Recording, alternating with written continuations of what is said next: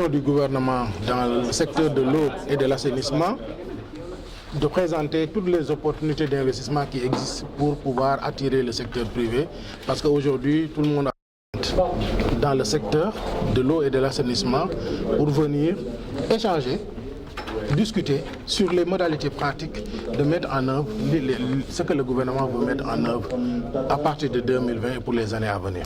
Le fonds bleu peut-être sera géré par le fonds 6. Aujourd'hui, les discussions sont en cours, le MOU n'est pas encore signé, mais peut-être ça sera signé avant la fin de l'année, au 31 décembre 2019. Et donc les activités vont peut-être démarrer à partir de l'année 2020. Mais ce fonds, une fois venu le gouvernement et toutes les parties prenantes, une fois que ça sera opérationnel, sera lancé et toutes les parties seront au courant de toutes les modalités et comment y adhérer, comment y être accompagné par ce fonds. Ce fonds vient compléter le dispositif bancaire. Il ne vient pas concurrencer. Ce fonds va travailler en étroite collaboration avec toutes les banques et toutes les institutions financières du pays. Donc ce fonds va, quand on parle de financement, il existe plusieurs instruments. Il y a la prise de participation, il y a les prêts en compte courant associés, il y a de la dette mezzanine, il y a la dette senior que les banques offrent. Donc c'est tout un dispositif, on va travailler en harmonie et en toute complémentarité. Est-ce qu'avec la mise en œuvre de ce fonds-là, on parviendra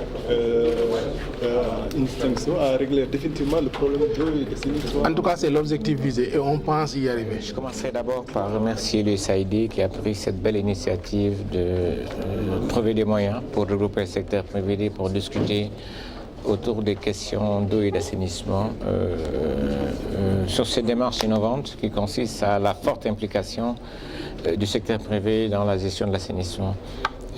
Mon point de vue personnel, naturellement, il est que tant que nous n'arriverons pas à transformer l'assainissement en un secteur marchand, forte implication du secteur privé qui arrive à faire des profits, ça va être assez difficile qu'on arrive à atteindre les objectifs de développement durable.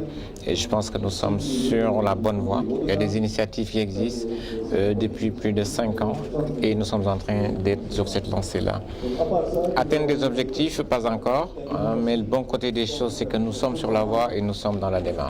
Je ne dirais pas que la mise en œuvre pose problème. Des études ont été faites, nous étions dans une phase pilote d'implication du secteur privé. Là, nous sommes dans une phase de passage à l'échelle. Mais je suis d'accord avec vous sur le principe d'éviter de répéter des études qui ont déjà été faites et qui feraient que perdre du temps.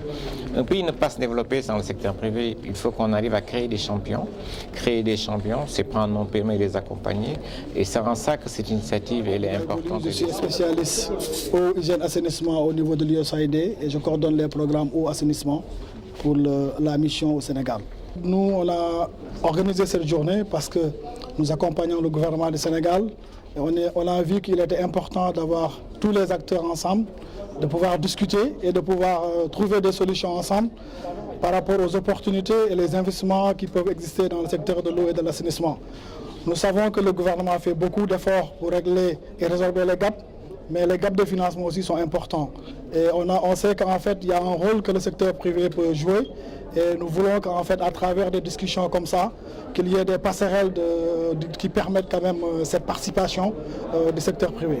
Oui, par rapport au fonds bleu, l'USAID est accompagné sur demande du gouvernement du Sénégal pour faire l'étude de faisabilité, de comprendre comment on va structurer ce fonds, quels sont les mécanismes nécessaires.